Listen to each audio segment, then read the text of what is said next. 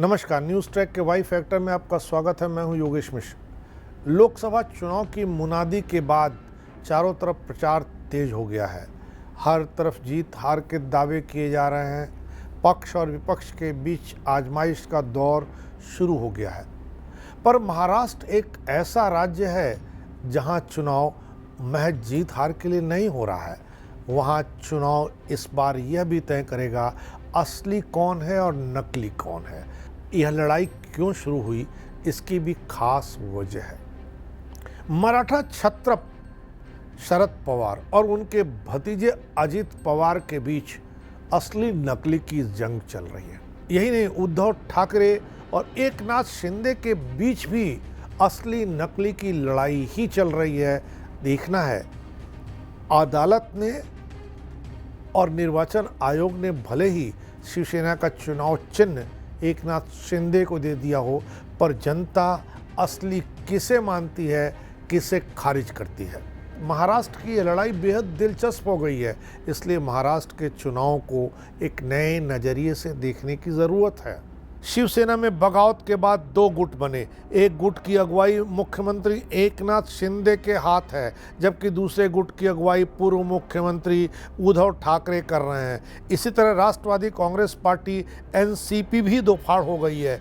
एक गुट की कमान दिग्गज नेता शरद पवार के हाथ है, जबकि दूसरे गुट की अगुवाई अजित पवार कर रहे हैं। दोनों राजनीतिक दलों में टूट के बाद यह पहला चुनाव हो रहा है।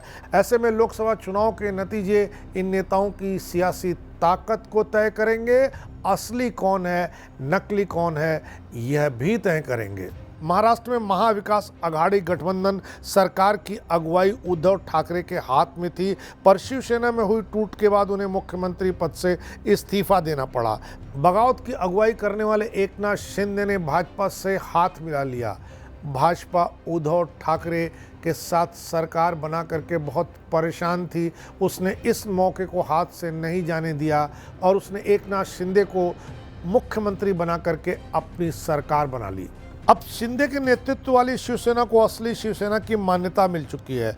पूर्व मुख्यमंत्री उद्धव ठाकरे शिवसेना यूबीटी की अगुवाई कर रहे हैं, मगर वे शिवसेना का चुनाव निशान भी गंवा बैठे हैं। शिंदे भाजपा और अजित गुट के साथ मिलकर चुनाव मैदान में कूदे हैं, जबकि उद्धव ठाकरे कांग्रेस और एनसीपी शरद पवार गुट के साथ मिलकर अपनी ताकत दिखा रहे हैं। उद्धव समय समय पर इस बात को कहते रहे कि जनता की अदालत में ही इस बात पर फैसला होगा कि असली शिवसेना कौन है। कुछ ऐसी ही उम्मीद पाले हुए शरद पवार भी मिलते हैं। एनसीपी की स्थापना शरद पवार ने की थी, मगर पिछले साल उनके भतीजे अजित पवार ने बगावत करके उनको करारा झटका दिया।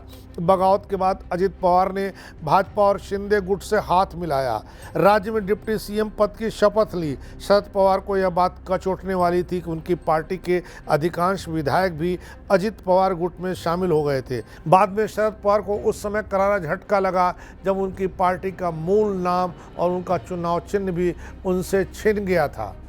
हालांकि बाद में इस लड़ाई में शरद पवार के हाथ सब कुछ लग गया, लेकिन शरद पवार के सामने अजित पवार की चुनौती का जवाब देने का सवाल तो बचा ही था, और इसके लिए उनके पास जनता से अच्छा कोई फोरम नहीं था।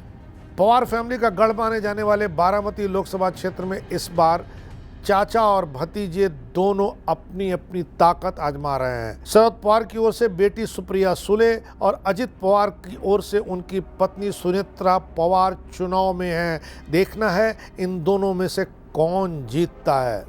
हालांकि सुप्रिया सुले 3 बार इस इलाके से सांसद रह चुकी हैं, लेकिन इस बार अजित पवार की चुनौती ने उनके सामने मुश्किलें खड़ी कर दी हैं।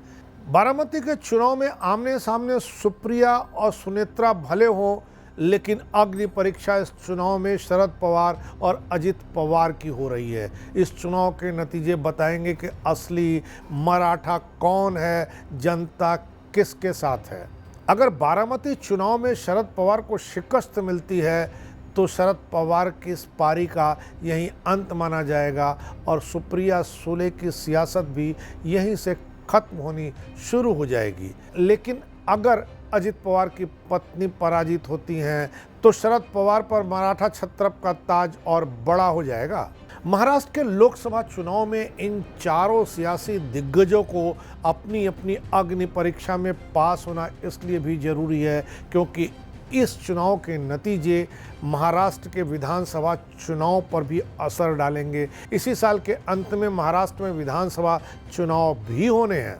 सियासी जानकारों का मानना है कि लोकसभा चुनाव महाराष्ट्र के 4 सियासी दिग्गजों उद्धव ठाकरे, एकनाथ शिंदे, शरद पवार और अजित पवार के सियासी भविष्य का फैसला करेंगे। लोकसभा चुनाव में अच्छा प्रदर्शन करने वाला नेता और उसका गुट ही अपना सियासी वजूद बचाए रख पाएगा और वही असली होगा। इसलिए भी महाराष्ट्र के चुनाव में लोगों की दिलचस्पी बढ़ जाती है। इस बार इतना ही। अगली बार फिर मिलेंगे किसी नए सवाल पर नए ढंग से बात करने के लिए। तब तक के लिए नमस्कार।